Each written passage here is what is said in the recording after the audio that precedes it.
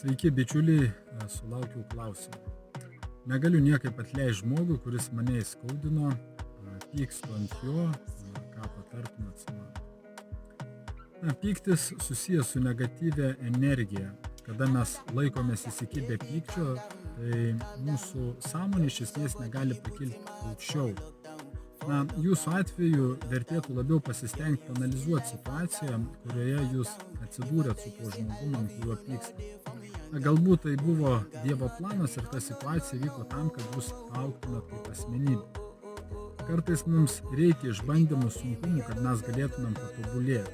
Žinot, kaip prieš žiemą radiatoriuose sukelia spaudimą, kad patikrintų, ar radiatoriai gerai funkcionuoja. Tai taip ir mums kartais reikia gyvenimiškų situacijų, žmonių, kurie mums suteikia spaudimą, kad pasitikrintų mūsų charakteris, vertybė.